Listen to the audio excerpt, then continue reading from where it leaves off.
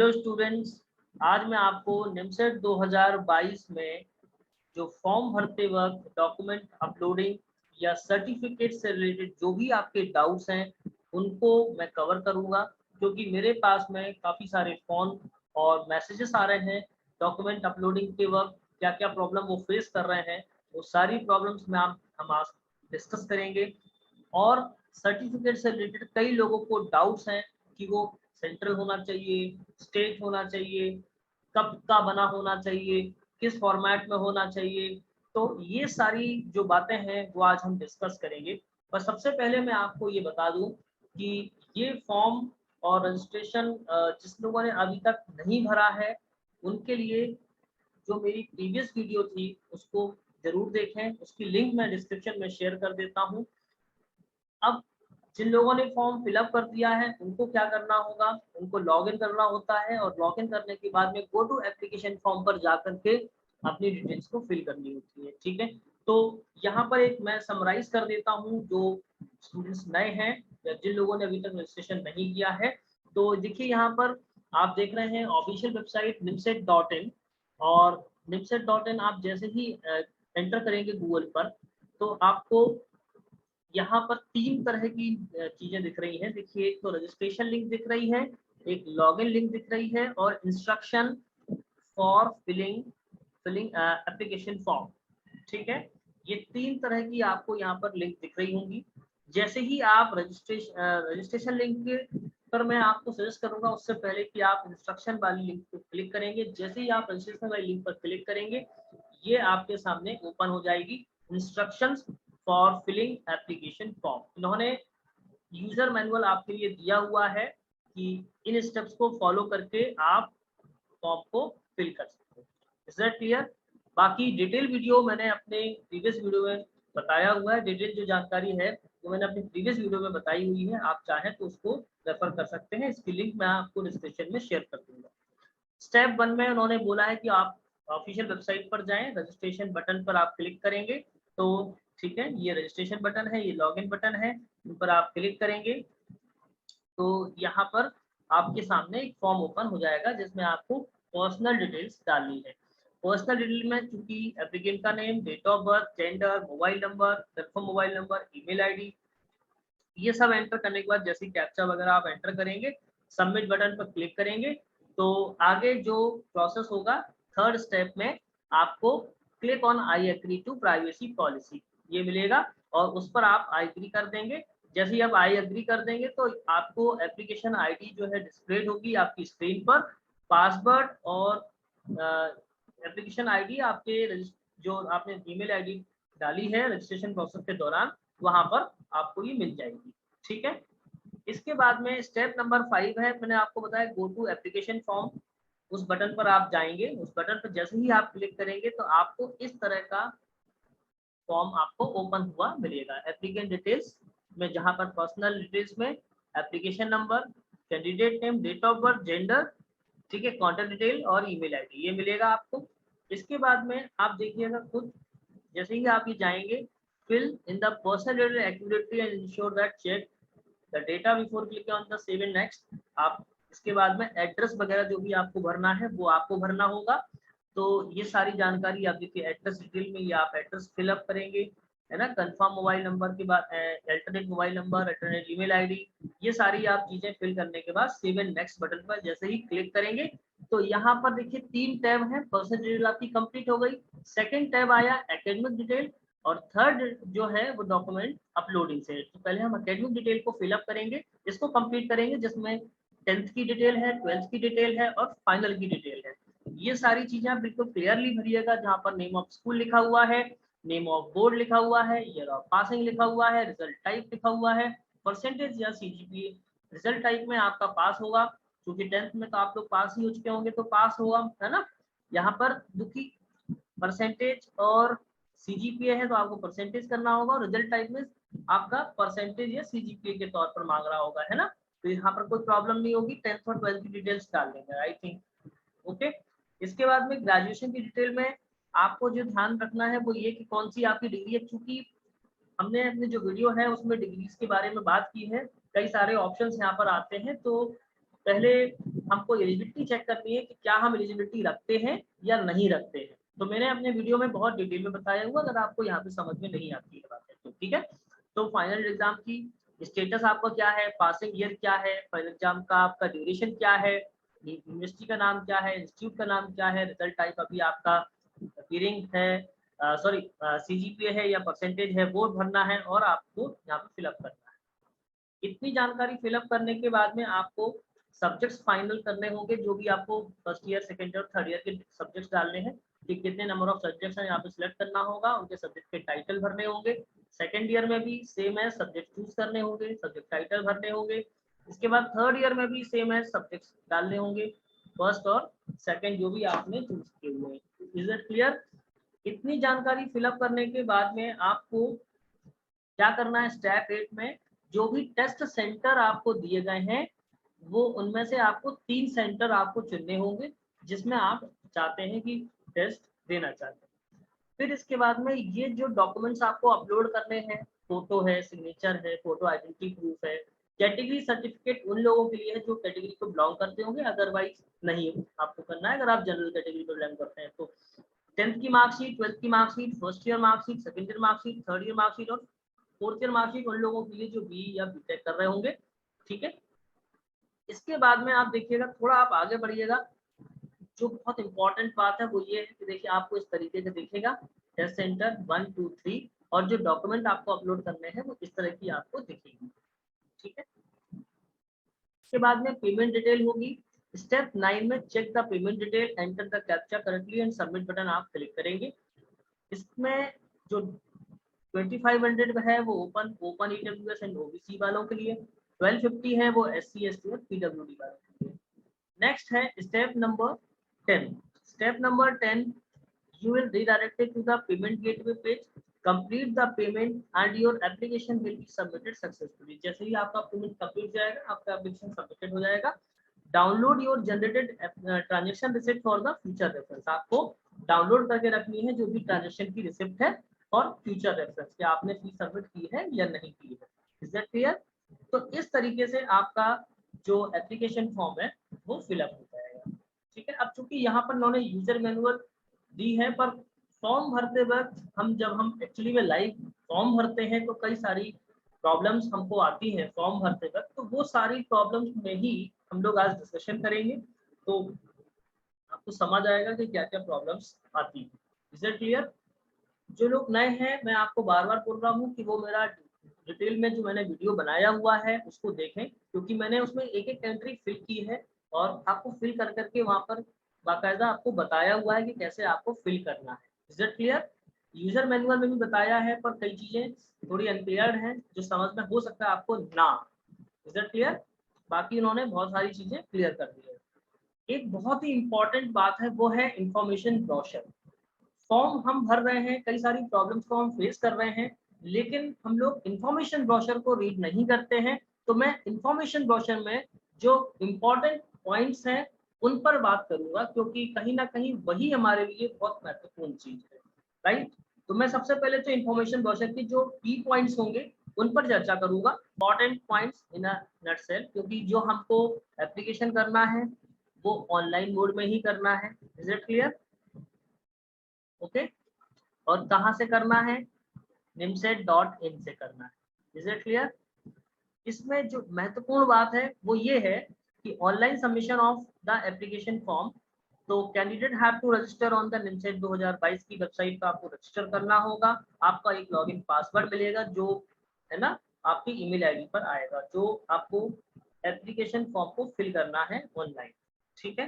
Application system is made user friendly as much as possible and enough, जहाँ पर आप help जो भी इंस्ट्रक्शन दिए गए हैं, जो गाइडलाइंस दी गई हैं, उनको अगर आप फॉलो करते हो। और जो मैं सबसे इम्पोर्टेंट बात आपसे करने वाला हूँ वो है फ्रीक्वेंटली आस्क्ड क्वेश्चन, यानी जो FAQ दिए गए हैं, FAQ में बहुत सारे ऐसे क्वेश्चंस हैं जिनका आंसर आपको ऑटोमेटिकली मिल जाएगा। जैसे आप कई सारी प्रॉब्लम्स फेस कर रहे होंगे कि डॉक्यूमेंट अपलोड कौन कौन से करने हैं, या डॉक्यूमेंट अपलोडिंग का साइज क्या है, या डॉक्यूमेंट अपलोड ओरिजिनल करना है, सेल्फ अटेस्ट कैसे करना है, ये सारे डाउट्स भी उसमें सॉल्व किए गए हैं FAQ के माध्यम से, ठीक है।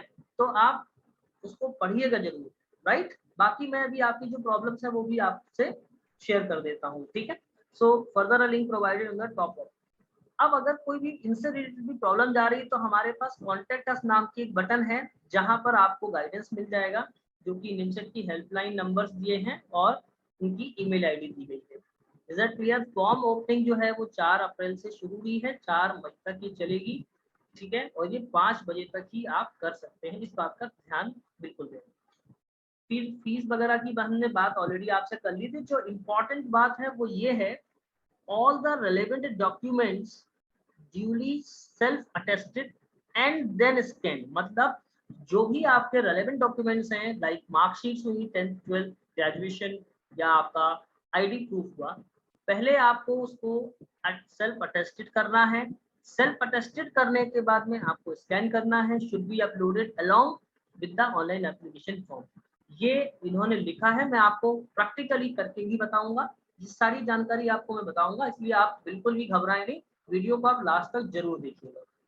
After duly filling up the application form and uploading of the necessary document, the candidate should click preview the application। आपको ये देखना होगा जब आप preview the application form पे क्लिक करेंगे कि जो भी आपने डॉक्यूमेंट अपलोड किए हैं वो सही है या नहीं। कई मरतबा हमसे मांगा गया फोटो और हमने सिग्नेचर अपलोड कर दिया, या सिग्नेचर मांगा गया फोटो अपलोड कर दिया, या हमसे आईडी मांगी गई है तो हमने हो सकता है कि उसमें मार्कशीट डाल दी हो, मार्कशीट की जगह पर हो सकता है 10th की जगह पर 12th की डाल दी हो। तो प्रीव्यू द एप्लीकेशन फॉर्म करने से हमको वो सारी चीजें दिख जाएंगी जो जो हमने मिस्टेक की होगी। फॉर्म बिना प्रीव्यू किए हुए सबमिट नहीं करना है, क्योंकि एक बार सबमिट करने के बाद आप फॉर्म में कोई चेंजेस नहीं कर सकते हैं। फिर आप थोड़ा सा पैनिक ही होंगे, क्योंकि ये चीजें आसानी से नहीं बदल सकते हैं। फिर हमको मेल करना होगा, फोन से भी परेशान होना पड़ेगा और अल्टीमेटली हमारी पढ़ाई डिस्टर्ब होगी थोड़ी सी असावधानी से। इसलिए सावधानी रखिए, फॉर्म भरते वक्त ध्यान रखिएगा, जो भी जानकारी आप दे रहे हैं, जो भी जानकारी आप भर रहे हैं, सही दी जाए या सही तरीके से भरी जाए। इंटरनेट कैफे से, साइबर कैफे से आप भर रहे हो तो आप ध्यान से देखिएगा, कोशिश कीजिएगा कि फॉर्म स्वयं भरें, और अगर नहीं है तो आप ध्यान से देखिएगा। बिना चेक किए कोई भी फॉर्म आप सबमिट नहीं करेंगे। Is that clear? So following which a preview of the entire application will be generated for a viewing, the candidate is advised to carefully review this form and use revise the application। आपसे पूछा जाएगा revise the application button to go back the application form if required। अगर आपसे कुछ आपको लगता है कि कुछ एडिट करना है तो then click submit button only after assuring himself या herself that every entry is in order। आपने जो भी एंट्री की है वो सही है। So please note that no further review या modification of the application will be possible after the final submission। Clearly mention है यहाँ पर, इसलिए इस बात का विशेष ध्यान दें आप लोग। Is that clear? इसके बाद जो नेक्स्ट इंपॉर्टेंट बात है वो ये कि thereafter a soft copy of the complete application form with unique application number will be generated in the downloadable PDF format। जब आप अपना फॉर्म कंप्लीट कर देंगे, सबमिट कर देंगे, तो ये एप्लीकेशन फॉर्म को डाउनलोड करेंगे PDF फॉर्मेट में। Okay, so applicants are advised to download and save the soft copy and also keep a hard copy of the application for the further references। ध्यान रखें, इस एप्लीकेशन फॉर्म को आप लोग hard copy के तौर पर भी यानी प्रिंट आउट निकाल कर रखेंगे, और सॉफ्ट कॉपी अपने मेल्स या जो भी जैसे कि आप व्हाट्सएप वगैरह इन पर आप अपने फोन में रख सकते हैं। Is that clear? क्योंकि आगे जरूरत पड़ सकती है। Applicant must code their application number in all future correspondence। The generated application form will be accessibly downloaded by the applicants up to 7 जून 2022। 7 जून 2022 तक ही आप इस एप्लीकेशन फॉर्म को डाउनलोड कर सकते हो। उसके बाद आप अपना एप्लीकेशन फॉर्म डाउनलोड नहीं कर सकते। तो ये बहुत ही इम्पोर्टेंट बातें हैं जो आपको जानना जरूरी है, इसलिए मैं बार बार कहता हूँ कि इंफॉर्मेशन ब्रोशर को अच्छे से रीड करिए। ठीक है, candidate should not create multiple login. आप एक बार लॉगिन कर लें तो बार बार लॉगिन बनाने की कोशिश ना करें। ठीक है, इज इट क्लियर? क्योंकि any attempt to subvert the process will be viewed seriously. आपकी जो भी एक्टिविटी है वो बहुत सीरियसली मॉनिटर की जाएगी अगर आप ऐसा करते हैं तो। Candidate login name, email ID, password, and the security question with its answer are very important. They should remember these till the end of the NIMSET 2022 process. जब तक NIMSET 2022 की प्रोसेस एंड नहीं हो जाती, आपको अपना login name, email ID, password और security question with answer याद होना चाहिए। आप इसको कहीं नोट डाउन करके रखिएगा क्योंकि that is very important. Is that clear?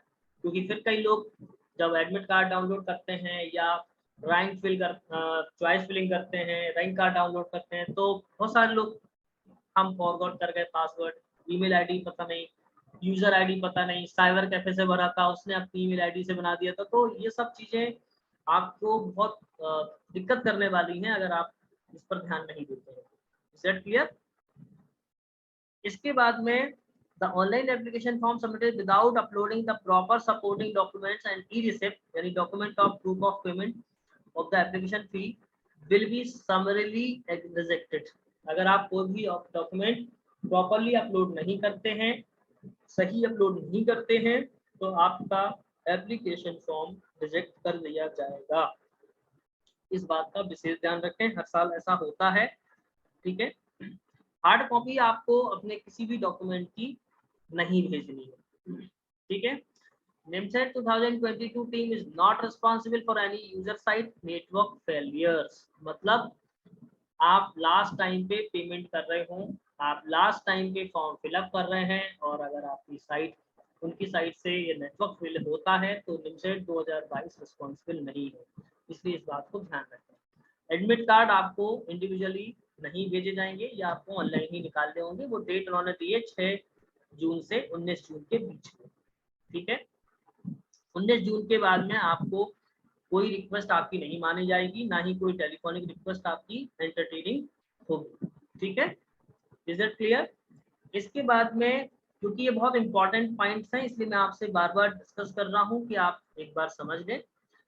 इसके बाद जो महत्वपूर्ण बात है वो ये है कि जो रैंक्स आपकी NIMSET में आएगी वो कहाँ पे कंसीडर की जाएगी। देखिए, एक तो हैदराबाद यूनिवर्सिटी में कंसीडर की जाएगी, इंद्रप्रस्थ यूनिवर्सिटी में कंसीडर की जाएगी, है ना, और HBTU कानपुर, है ना, यहाँ पर ये 3 जगह पर आपकी NIMSET की रैंक वैलिड होगी।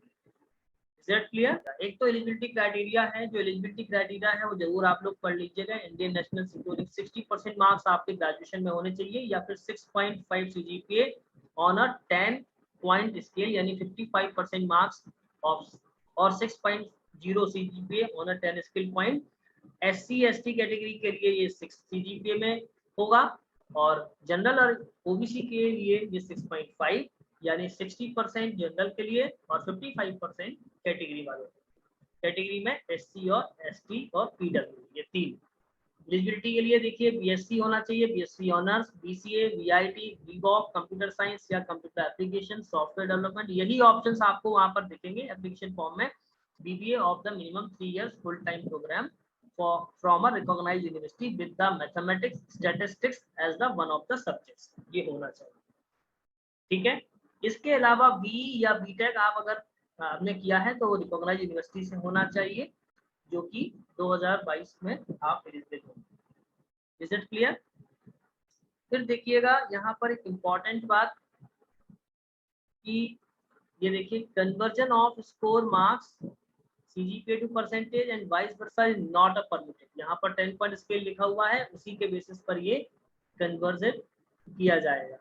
ठीक है, देन क्वालिफाइंग एग्जामिनेशन अगर आपकी में अपीयरिंग है तो आप एलिजिबल हैं, यानी आप फाइनल ईयर में हैं तो आप एलिजिबल हैं। ओपन लर्निंग यूनिवर्सिटी वाले भी यहाँ पर एलिजिबल हैं, ये एक महत्वपूर्ण बात है। Students who have the completed या completing bachelor degree program, BSc, BSc Honors, BCA, BIT of 3 years from Open University are also eligible to apply provided the program is approved by UGC या AICTE and Distance Education Council of Government of India। ठीक है, तो आप eligible हैं। Is that clear? तो देखिए सबसे पहले तो जो इम्पोर्टेंट बात मुझे आप लोगों से करनी है, डॉक्यूमेंट की soft copy of a recent passport size photograph of size 50 KB and 1 MB। ठीक है, तो यहाँ पर जो साइज लिखे हुए हैं वहां उसी साइज में हम लोग को बनाना है। साइज 50 KB से कम नहीं होना चाहिए, ठीक है, ये बात ध्यान रखें। ओके, और 1 MB से ऊपर नहीं होना चाहिए। तो साइज जितना आपको मेंशन है वहां पर, और हम लोग एप्लीकेशन फॉर्म को जब ओपन करेंगे उसमें भी ये मेंशन होगा कि कितने KB की फाइल होनी चाहिए। Is that clear? Soft copy of the signature in royal blue या ब्लैक कलर। तो मैं आपको थोड़ा सा नेमसेट फॉर्म खोल के बताऊंगा और उसमें आपको समझ आएगा। मैंने यहाँ पर ये कैप्चर डाला, 1MF5 में ओपन किया, ठीक है, ओके किया, गो टू एप्लीकेशन फॉर्म पे क्लिक किया, ठीक है, प्रोसेस होगा। अब हम देखिएगा यहाँ पर हमने आपसे बोला था कि यहाँ पर 3 तरह की जानकारी दिखेंगी, पर्सनल, एकेडमिक और डॉक्यूमेंट अपलोड एंड पेमेंट, ठीक है। Is that clear? ठीक है, अब देखिए हम लोग क्या करेंगे, 7 नेक्स्ट से हम कहाँ पर आ गए, डॉक्यूमेंट अपलोड एंड पेमेंट पर आ गए हैं, ठीक है। तो देखिए यहाँ पर हमने जैसे टेस्ट सेंटर है तो सबसे पहले भोपाल फिलअप कर दिया, या फिर हमने मान लीजिएगा दिल्ली फिलअप कर दिया, और हमें मान लो लगता है चंडीगढ़ हमको फिलअप करना है तो हमने चंडीगढ़। ये टेस्ट सेंटर आप लोग अपनी सुविधानुसार चुनेंगे, जो भी आपको लगता है कि हमारे नियरेस्ट है और हम यहाँ पर टेस्ट देने में कंफर्टेबल हैं तो आप वो सिलेक्शन करिएगा। टेस्ट सेंटर को चुनाव बहुत ध्यान से करिएगा, क्योंकि एक बार आपने जो फिलअप किया है सबमिट करने के बाद में आप अपना टेस्ट सेंटर भी चेंज नहीं कर पाएंगे। एडमिट कार्ड में जो टेस्ट सेंटर आपको अलॉट हुआ होगा वही आपके लिए वैलिड होगा और उसमें ही आपको टेस्ट जाकर के देना होगा, आप चेंज नहीं करा सकते। Is it clear? अब बात आएगी जो डॉक्यूमेंट अपलोडेशन की बात है। तो देखिए अगर मैं क्लिक हियर टू फोटोग्राफ पर जाता हूँ तो यहाँ पर देखिए मैंने एक एग्जांपल के तौर पर, सैंपल के तौर पर एक फोटो ले रखी है, और यहाँ पर ये लिखा हुआ है, जो महत्वपूर्ण बात वो ये लिखी हुई है, वो ये आप देखिएगा, please upload your recent passport size photograph in JPG और JPEG format, minimum size 50 KB and maximum size 80 KB। यहाँ 50 से 80 KB के बीच में आपको अपनी कोई भी अपनी जो फाइल है वो अपलोड करनी है। ये मैंने एक सैंपल के तौर पर एक फोटो ली है, वो मैंने अपलोड की है, ठीक है। अभी मैं आपको सही और जो गलत फोटो है वो कैसे यहाँ पर दिखाता है, साइज कम या साइज ज्यादा वाली फोटो, तो मैं कोई सी भी फोटो यहाँ पर अपलोड करूंगा आपके सामने ही करूंगा, एक एग्जांपल के तौर पर ले रहा हूँ मैं, ठीक है। तो आपको समझ आएगा कि क्या क्या प्रॉब्लम्स आपको फेस अभी आप लोग कुछ लोगों ने की होगी या जो लोग करने वाले होंगे वो कर सकते हैं। ये सारी बातें मैं आपको भी बताऊंगा। Is it clear? ठीक है, चलिए। और जो इंस्ट्रक्शन आप देख रहे हैं कि जो इंस्ट्रक्शन आपको दिए गए थे वो इंस्ट्रक्शन आप देखिएगा। फिर इसके बाद में यहाँ पर जो भी डॉक्यूमेंट्स हैं, अब इसमें एक और इम्पोर्टेंट बात ये बोली गई है, soft copy of the signature है ना, 50 KB टू ये भी 80 KB होगा। ऑल द मार्कशीट या ग्रेड शीट, अच्छा सिग्नेचर आपका रॉयल ब्लू या ब्लैक कलर से ही होना चाहिए, यानी आप जेल पेन का इस्तेमाल करके सिग्नेचर ना करें, क्योंकि जेल पेन में जब आप करते हैं तो कहीं ना कहीं वो फैल जाता है या कुछ भी हो जाता है, इसलिए वो नहीं होना चाहिए। रॉयल ब्लू या ब्लैक कलर ओनली, ना ही आपको रेड कलर इस्तेमाल करना है, ना ग्रीन कलर इस्तेमाल करना है, जितने भी और कलर्स होंगे वो सारे रिजेक्ट कर दिए जाएंगे, ब्लू या black colour. Is that clear? और उसका साइज 50 KB से 1 MB के बीच में, क्योंकि फॉर्म रिजेक्शन के यही रीजंस हैं अगर आप उनके गाइडलाइंस को प्रॉपर फॉलो नहीं करते हैं तो। ऑल द मार्कशीट्स या grade cards and the certificates in the PDF format duly self attested and scanned, maximum size 1 MB। आप 1 MB से ज्यादा साइज नहीं रख सकते हैं, 1 MB के अंदर होना चाहिए, 50 KB से ऊपर होना चाहिए, याद रखें। और जितने भी मार्कशीट्स या ग्रेड कार्ड्स होंगे या जो भी सर्टिफिकेट्स होंगे वो किस फॉर्मेट में होंगे, PDF फॉर्मेट में, JPG फॉर्मेट यहाँ पर नहीं चलेगा। Is that clear? Valid proof of identity in PDF format, जैसे कि आप Aadhaar card, pan card, voter ID, driving licence, इन सभी का साइज भी 1 MB होगा। Is that clear? तो ये तो थी डॉक्यूमेंट से रिलेटेड बात। अब थोड़ी सी मैं यहाँ पर निमसेट ब्रोशर में जो प्रोफार्मा भी दिए गए हैं, कई लोगों को डॉक्यूमेंट्स में ये भी कंफ्यूजन है कि जो OBC है वो इसी फॉर्मेट का होना चाहिए या जो हमारे पास बना हुआ है वो वैलिड है या नहीं है। तो ये मैं आपको सारे क्लॉज अभी यहीं पे डिस्कस कर लेता हूँ, फिर मैं एप्लीकेशन फॉर्म में जो अपलोड करने हैं डॉक्यूमेंट्स उन पर बात करूंगा। Is that clear? जो निमसेट ब्रोशर में ही दिए गए हैं। सर्टिफिकेट्स ऑफ प्रोफार्मा एनेक्चर 1 आपको दिया है ओबीसी सर्टिफिकेट या declaration undertaking the OBC NCL candidates. Second आपको दिया गया एससी और एसटी के लिए annexure 3 PWD, annexure 4 economically weaker section यानी ईडब्ल्यूएस सर्टिफिकेट, और एनेक्चर 5 जो अपियरिंग स्टूडेंट्स हैं जो फाइनल ईयर में पढ़ रहे हैं उनको प्रिंसिपल या इंस्टीट्यूशन हेड के साइन के साथ में इशू कराना पड़ेगा उस सर्टिफिकेट को जिस पर कैंडिडेट का डिक्लेरेशन या अंडरटेकिंग होगा। ठीक है, अभी मैं सारे प्रोफार्मा आपको 1 to 1 दिखा रहा हूँ। Is that clear? देखिए ये पहला प्रोफार्मा है, proforma for other backward class यानी कि ओबीसी एनसीएल सर्टिफिकेट। ठीक है, ये एनेक्चर 1 है। कई लोगों ने मुझे क्वेश्चन पूछा सर प्रोफार्मा कहाँ पर है, कैसे निकालेंगे? तो निमसेट 2022 में ये एनेक्चर 1 दिया है। आप इस पेज का प्रिंट आउट लेकर के इसको फिलअप करके जिसमें जानकारी दी गई है उनको फिलअप करना है।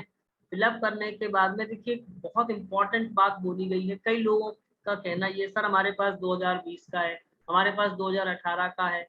तो यहाँ पर जो लिखा है the certificate must have been issued on or after 1 April 2021 यानी 1 अप्रैल 2021 के बाद का अगर आपके पास में सर्टिफिकेट है।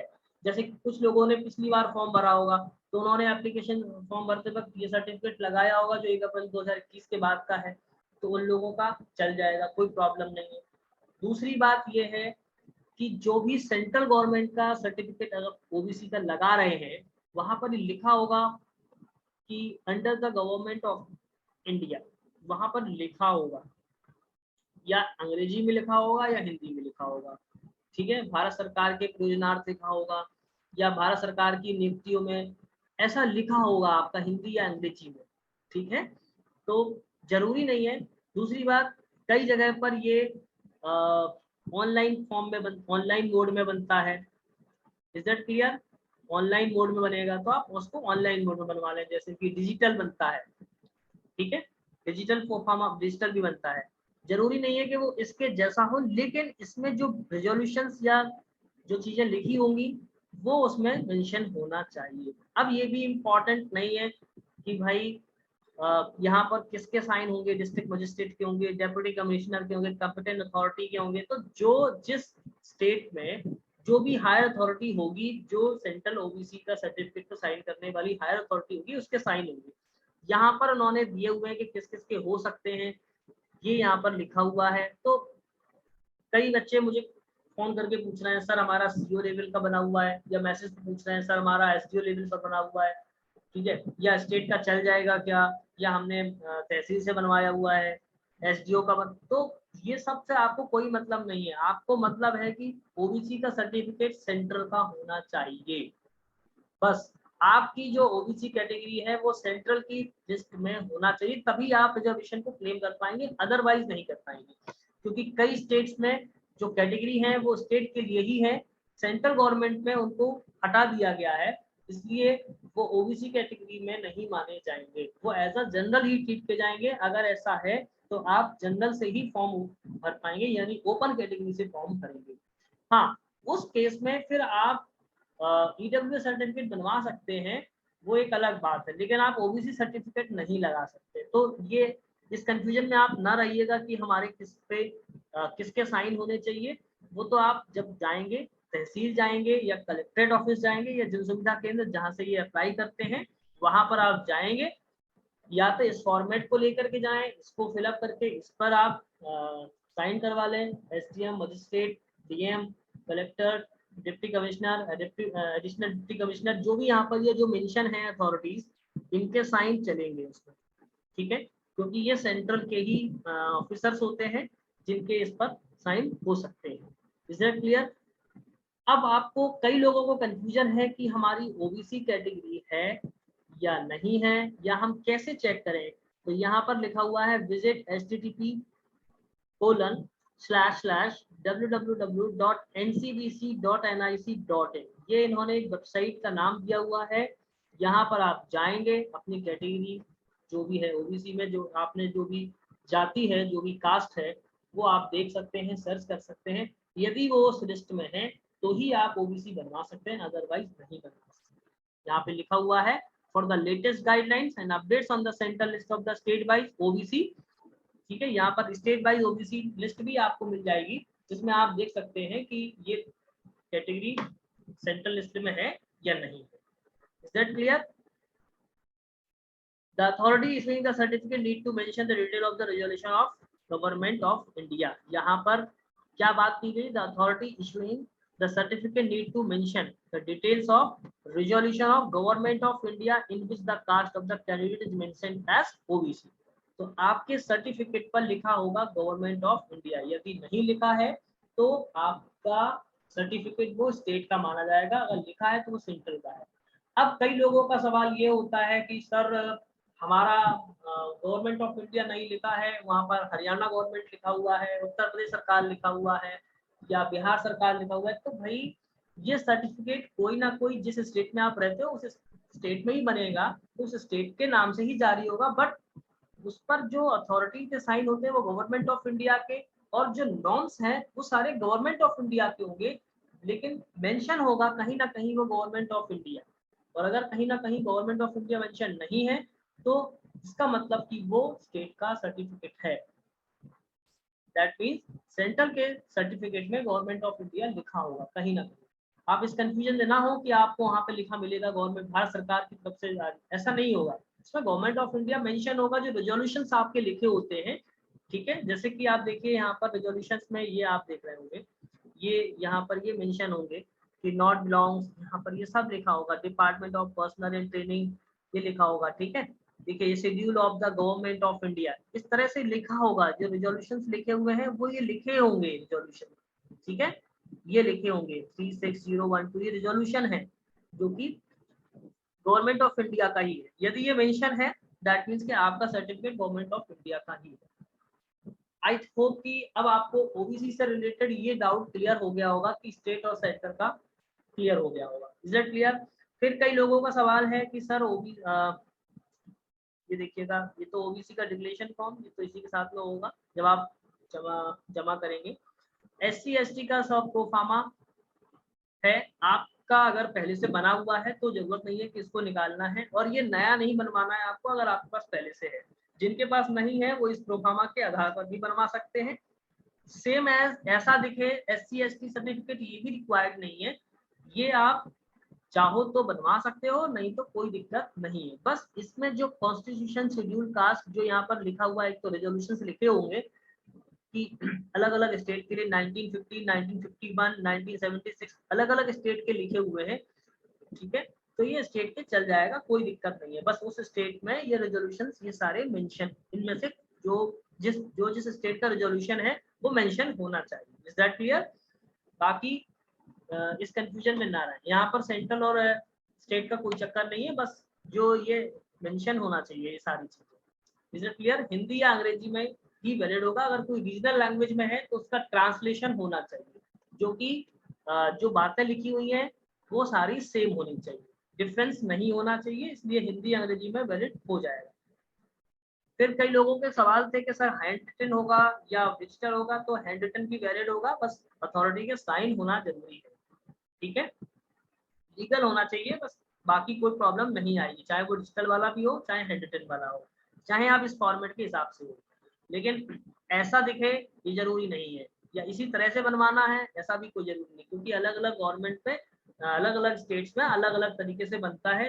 कई जगह डिजिटल बनता है, डिजिटल में इतनी सारी बातें नहीं लिखी होती हैं, बहुत शॉर्ट में लिखा होता है, लेकिन जो मेन बात है वो जरूर लिखी होगी, रेजोल्यूशन वाली बात जरूर लिखी होगी, जो जैसे ये कॉन्स्टिट्यूशन ये मेंशन है ना सब जगह हर स्टेट के लिए, वो किसी जैसे पर्टिकुलर स्टेट में आप आते होंगे ना उस स्टेट के लिए ये बात लिखी होगी।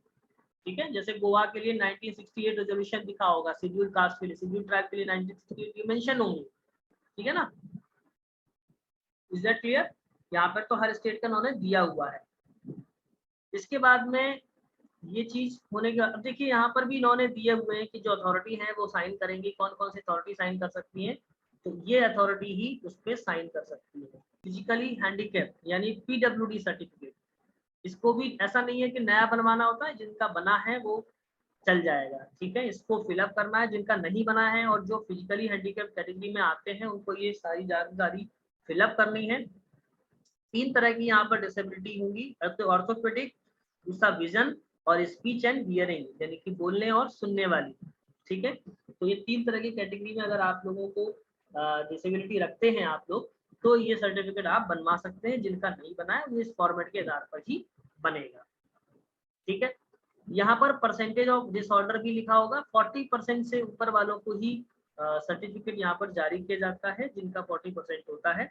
यहाँ पर ये देखिए बहुत इंपॉर्टेंट बात होती है, the person with disability category, a minimum of 40% disability is required subject to the condition that the candidate is capable of carrying out all activities related to theory and practical work related to MCA course without any special concession and exemptions। यहाँ पर जो mention की गई है वो उसके आधार पर होना चाहिए।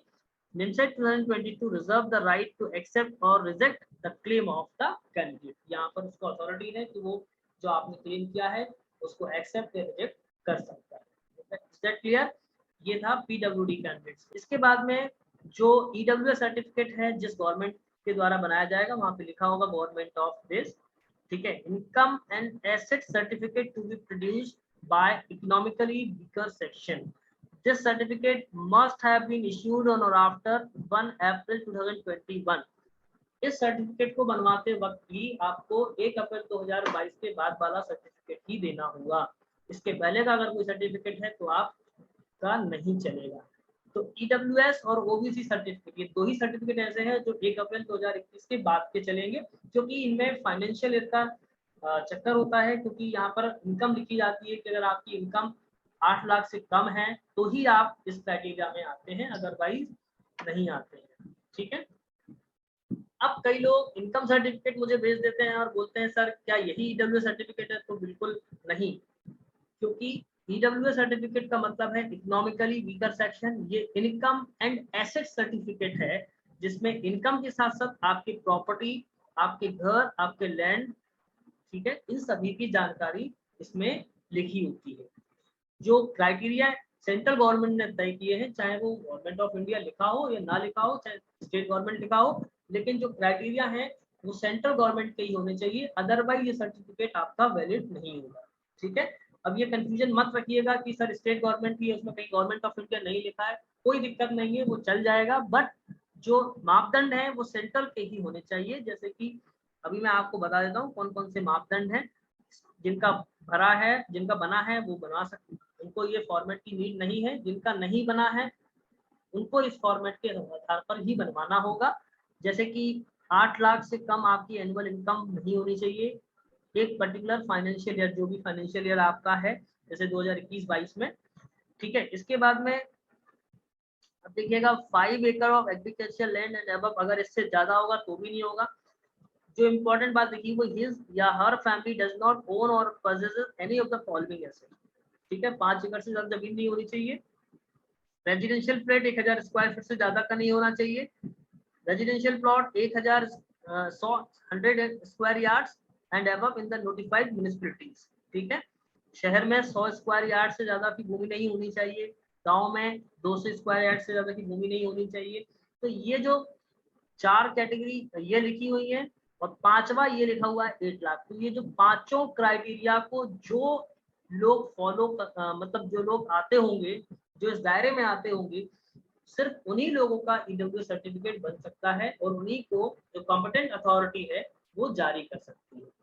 बाकी इनमें से किसी एक में भी अगर आपकी एलिजिबिलिटी फेल होती है तो आपको ईडब्ल्यू सर्टिफिकेट जारी नहीं किया जा सकता। ठीक है, ये तो हो गया ईडब्ल्यू सर्टिफिकेट। फिर वही बात है यहाँ पर भी कि किसके साइन होंगे किसके नहीं होंगे, तो यहाँ पर भी इन्होंने मेंशन किया होगा। ठीक है, इसके बाद में ये जब एडमिशन टाइम होगा तो उसके बाद का एक नया लगेगा सर्टिफिकेट, वो तो आपको बाद में लगाना है। एनेक्शन नंबर 5, अब ये किन लोगों के लिए है? Proforma of certificate to be issued by the head of the institution या principal of the college where in the candidate is studying for his या हर क्वालिफाइंग डिग्री। ठीक है, यहाँ पर नेम ऑफ द कॉलेज या institution आएगा, address of the college, name of the principal, जो भी आपके कॉलेज के प्रिंसिपल का नाम होगा, हेड ऑफ इंस्टीट्यूशन होगा, आपका नाम, आपका रोल नंबर या रजिस्ट्रेशन नंबर या एनरोलमेंट नंबर, यहाँ पर सन ऑफ या डॉटर ऑफ, ठीक है। He is studying her final year semester of degree of 3 or 4 year duration in our college institute. He or she is likely to appear on the examination of the month. किस month में ये appear होंगे final के, and all mark sheet या grade sheet along with the provisional pass certificate इस date तक आपके university या कॉलेज जो सर्टिफिकेट है वो दे देगा। वो डेट यहाँ पर मेंशन करनी होगी। ये फॉर्म आपको भरना ही होगा जो भी फाइनल ईयर या अपीयरिंग स्टूडेंट्स होंगे। फिर वहाँ पर डेट और सिग्नेचर यहाँ पर जो भी कॉलेज के प्रिंसिपल या जो भी होंगे वो आपको सब कराना होगा। आप तो ये प्रोफार्मा लेके जाएंगे तो वो आपको सारी चीजें हो जाएंगी। यहाँ पर इस बार में आपको डिक्लेरेशन देना होगा, एजुकेशन फॉर्म भर के एनेक्शन नंबर 5 को कंप्लीट करके रखना होगा। Is that clear? तो इस तरीके से ये जितने भी फॉर्म्स और एनेक्शंस थे वो मैंने आपको बता दिए। तो ये तो था सर्टिफिकेट रिलेटेड आपके डाउट जो मेरे पास में क्वेरीज आई थी। मैंने सारी क्वेरीज को देखा और उसके बाद मुझे लगा कि मैं एक एक को जवाब देने के बजाय यदि सभी को समझा दूंगा तो ज्यादा बेटर होगा, तो सभी के लिए बेनिफिशियल होगा, क्योंकि सभी लोगों को इस सर्टिफिकेट से रिलेटेड डाउट्स आ रहे हैं। बहुत सारे लोगों को दिक्कत आ रही है फॉर्म भरते वक्त। अब आपका जो इम्पोर्टेंट फीचर है कि डॉक्यूमेंट अपलोड कैसे करना है और डॉक्यूमेंट अपलोड करते वक्त क्या क्या चीजें आपको ध्यान रखनी होगी। Is that clear? चलिए तो मूव करते हैं एवं अपने एप्लीकेशन फॉर्म। चलिए तो अब देखते हैं कि डॉक्यूमेंट कैसे हमको अपलोड करना है। तो अब हम क्लिक हेयर टू अपलोड पर क्लिक करेंगे, ठीक है। यहाँ पर जैसे कि फोटोग्राफ आपको अपलोड करनी है तो देखिए यहाँ पर डॉक्यूमेंट अपलोड आपको करना है फोटोग्राफ में। तो अब ये तो अभी हमने सही तरीके से अपलोड की हुई है, लेकिन अभी हम यहाँ पर आपको वो दिखाएंगे जैसे कि आपकी 50 KB से कम हो गई या 80 KB से ऊपर हो गई, ठीक है। तो वो अभी हम आपको दिखाते हैं कि किस तरीके से हम यहाँ पर करते हैं, राइट। देखिए हम यहाँ पर एक एग्जाम्पल के तौर पर लेके जा रहे हैं और मैं इसको करूंगा। तो यहाँ पर क्या आ रहा है, देखिए क्या क्या लिखा हुआ है, file size is less than specified, please upload your recent passport size photograph. तो फाइल का साइज यहाँ पर कम हो गया तो ये अपलोड नहीं होगी, ठीक है। फिर यदि हम इसमें है ना, यदि मान लीजिएगा कोई भी अब अगर मान लो हम इसमें सही वाली डाल अपलोड करेंगे तो ये देखिएगा पासपोर्ट जो भी हमने फाइल थी वो सक्सेसफुली अपलोड कर ली है, ठीक है। ये प्रॉब्लम आ सकती है, 1 MB से ज्यादा की भी करोगे तो इससे ज्यादा साइज की करोगे तो भी ये अपलोड नहीं होगी। ये बात आप लोग ध्यान रखिएगा। Is that clear? एक स्टेप कंप्लीट हुआ तो देखिए यहाँ पर अपलोडेड लिखा हुआ है। फिर हम जाएंगे सिग्नेचर पर। तो अभी हमारे यहाँ पर सिग्नेचर सही से अपलोड है। मान लीजिएगा हम कोई भी सिग्नेचर को लेते हैं और ये हम यहाँ पर अपलोड कर देते हैं। तो देखिए file size is less than specified, अगर ये प्रॉपर साइज के नहीं होंगे तो अपलोड नहीं होंगे। क्यों नहीं होंगे? देखिए यहाँ पर अगर हम साइज देखना चाहें तो कितना हमको साइज दिख रहा है, 26 KB का है और ये फाइल का साइज कितना है, 8.78 KB, इसलिए ये अपलोड नहीं हो रहा है। अगर size is less than specified तो हम सही साइज इसमें से चूज करते हैं और इसको देखिए हम लेके जाएंगे। इसको हमने रिसाइज किया था और देखिए यहाँ पर save pic and sign successfully uploaded हो गया। Is that clear? फिर हमको please upload scan copy of photo ID, तो हम इस पर क्लिक करेंगे, ठीक है। और इसके बाद में जो हमारी आईडी है, जैसे कि मैंने यहाँ पर पैन कार्ड चूज किया था तो मैं यहाँ पर पैन कार्ड को अपलोड कर दूंगा। देखिए फाइल साइज एक्सीडेड है ना, अलाउड फाइल साइज फॉर, ठीक है फाइल, तो यहाँ पर 50 KB से 80 KB। तो ये चीज आपको ध्यान में रखनी होगी कि आपको जो फाइल का साइज है वो रिसाइज करके रखना पड़ेगा। इसी तरीके से आपको सारे यहाँ पर कंप्लीट करने होंगे। Is that clear? तो ये गए, ठीक है। फाइनल की मार्कशीट थी, ये हम यहाँ पर देखिए ये सक्सेसफुली अपलोडेड हो गई और हम यहाँ पर क्लिक हियर टू डाउनलोड करके चेक भी कर सकते हैं। जैसे कि हमने ये लिया तो हमने ये चेक कर लिया कि हमारी मार्कशीट सही अपलोडेड है या गलत तरीके से, ठीक है। तो ये अपलोडेड हो गई। फिर इसके बाद में हम यहाँ पर जो भी हमारी फाइल्स हैं उनको हम देख लें एक बार, क्योंकि यहाँ पर देखिए सभी के साइज यहाँ पर मेंशन है, ठीक है। दैट क्लियर कि कितने साइज की होनी चाहिए। तो हम सभी के साइज को रिसाइज करेंगे और देन हम इसको अपलोड करेंगे। जैसे फर्स्ट ईयर की मार्कशीट है तो हम यहाँ पर फर्स्ट ईयर की मार्कशीट को जो ये हमने देखिए file has been successfully uploaded. तो इस तरीके से आपको अपने सारी डॉक्यूमेंट्स अपलोड करने हैं। चलिए अब देखते हैं जो हमारे रिमेनिंग 3 डॉक्यूमेंट्स रह गए थे, photo ID, 10th marksheet, 12th marksheet. तो अब हम यहाँ पर क्लिक हियर टू अपलोड करेंगे और क्लिक हियर अपलोड में हम यहाँ पर ड्रैग या ब्राउज कर सकते हैं। तो अब हम फोल्डर पे जाएंगे और पैन कार्ड को करेंगे, हमने इनको अपने इसमें जो साइज मेंशन है उसके कंफर्टेबल बना लिया है और हमने इस तरीके से देखिए कर दिया। अब क्या बोल रहा है, file size exceed allowed the, यहाँ पर पैन कार्ड, तो जो साइज है उससे ज्यादा हो रहा है, जो कि 50 केबी से 80 केबी के बीच में रखना है, जबकि इंफॉर्मेशन क्वेश्चन में 1 MB लिखा है, तो वो थोड़ा सा यहाँ पर कॉन्ट्रडिक्शन हो रहा है, इसलिए कई सारे स्टूडेंट्स को ये दिक्कत आ रही है और इसी दिक्कत के कारण वो फाइल अपलोड नहीं हो पा रही है या अलाउ नहीं कर रहा है। Is that clear? ओके, चलिए बाकी जैसे 10th का मार्कशीट है उसको भी एक बार हम करके देख लेते हैं कि इसमें भी कोई प्रॉब्लम तो नहीं आ रही है। ये देखिए हमने 10th का लिया और यहाँ पर ये सक्सेसफुली अपलोड हो गया। ठीक है, 10th का हो गया। फिर 12th वाले को देखते हैं, ये हमने यहाँ से इसको ड्रैग किया, तो ये सक्सेसफुली अपलोडेड हो गया।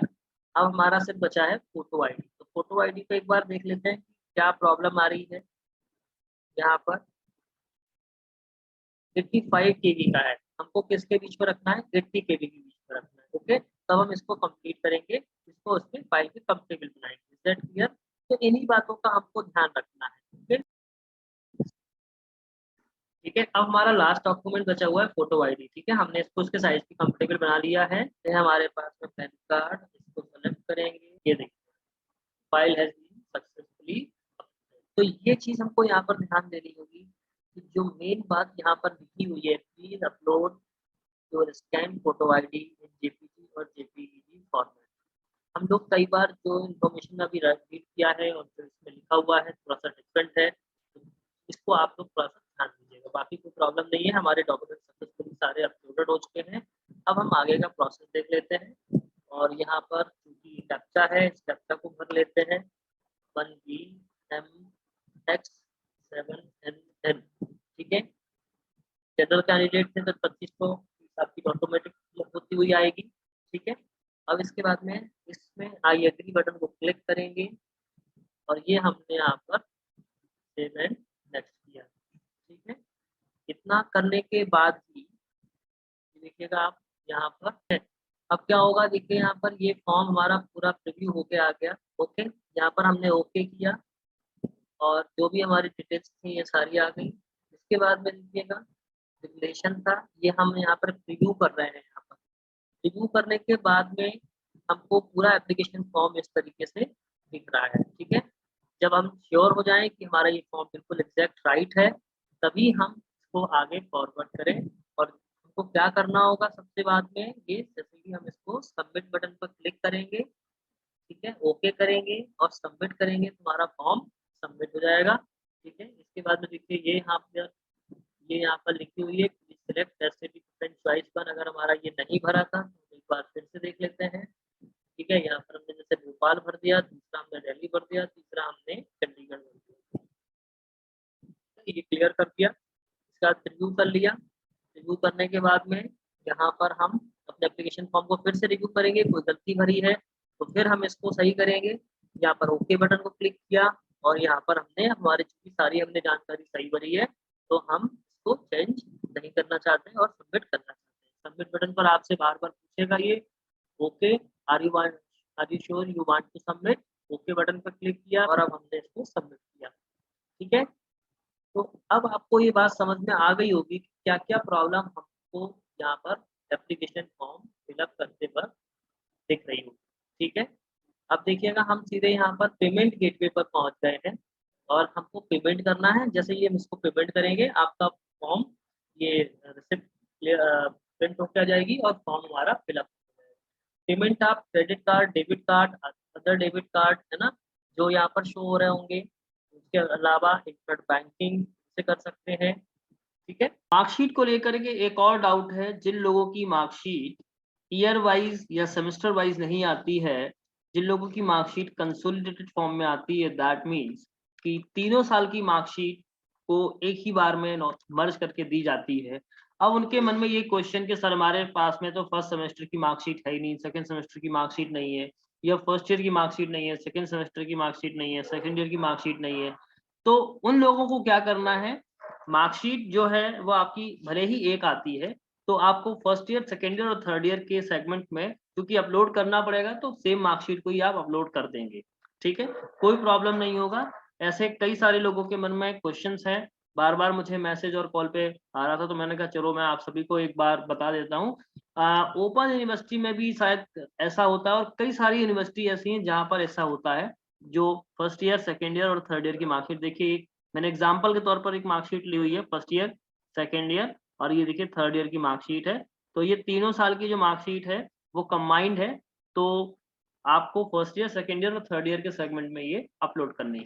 ठीक है, चिंता करने की बात नहीं है, इसमें कोई बहुत बड़ी बात नहीं है। ओके, आई होप कि आपको ये बात समझ में आ गई होगी। चलिए आप लोगों के एक और क्वेश्चन का मैं आपको जवाब दे दूं। कई स्टूडेंट्स मुझे इस बात के लिए मैसेज और कॉल कर रहे हैं कि सर हमारे पास में अभी सेकेंड ईयर का ओरिजिनल मार्कशीट नहीं है, या मेरे पास में फाइनल ईयर का मार्कशीट नहीं है। तो अगर आपकी फाइनल की मार्कशीट या सेकेंड ईयर की मार्कशीट नहीं आई है, और अगर सेकेंड ईयर कंप्लीट हो चुका है, तो इंटरनेट की मार्कशीट भी है, उसको भी आप लगा सकते हैं। आप चाहें तो अपने इंस्टीट्यूट जा करके उसको अटेस्ट करा के और उसको सेल्फ अटेस्टेड करके आप उसको लगा सकते हैं, तो इसके लिए कोई प्रॉब्लम नहीं है। आप उसके लिए पैनिक ना हो कि आपके ओरिजिनल मार्कशीट नहीं है। अगर कॉलेज में मार्कशीट नहीं आई है तो आप इंटरनेट वाली मार्कशीट को लगा सकते हैं। ठीक है, इसके रिगार्डिंग आप लोग पैनिक ना हो। मार्कशीट अभी नेट की भी चल जाएगी। फाइनल जब आप एडमिशन लेंगे तब तक आपके पास में ओरिजिनल मार्कशीट होनी चाहिए, और उन्होंने अपीयरिंग स्टूडेंट्स को तो ये छूट दी है कि 15 सितंबर तक अपनी सारी ओरिजिनल जो है वो दिखा दें। ठीक है, लेकिन अगर उस बीच में उनके सेकेंड ईयर की मार्कशीट या फोर्थ सेम, थर्ड सेम की या फिफ्थ सेम या सिक्स सेमेस्टर की मार्कशीट ओरिजिनल नहीं है, तो इंटरनेट वाली मार्कशीट को ही आप कॉलेज से अटेस्ट करा करके और उसमें सेल्फ अटेस्ट करके उसको आप अपलोड कर सकते हैं। ठीक है, सेल्फ अटेस्ट करने का तरीका मैंने आपको बताया है इस वीडियो में, इसलिए आप उसको उसी पैटर्न से ही करेंगे। ठीक है, तो मार्कशीट के लिए पैनिक ना हो। ओबीसी सर्टिफिकेट या ईडब्ल्यू सर्टिफिकेट के लिए भी आप लोग पैनिक ना हो। अभी अगर आप लोगों ने नहीं बनवाया है तो अभी भी टाइम है, 10-15 दिन लगते हैं, 10-15 दिन में सर्टिफिकेट आपका बन जाएगा और उसको आप लगा सकते हैं। ठीक है, मुझे लगता है कि अब आपकी सारी क्वेरीज, सारे डाउट्स लगभग हैंडल हो गए होंगे। फिर भी अगर आपके कोई भी डाउट्स बचते हैं तो आप हमें कमेंट सेक्शन में लिख दीजिएगा। कुछ अगर नया होगा तो मैं आप लोगों को बताऊंगा। और ठीक है, मुझे लगता है मैक्सिमम क्वेरीज तो मैंने इसमें कवर कर दी। ठीक है, आई होप कि इस वीडियो के माध्यम से आपको निम्सट के फॉर्म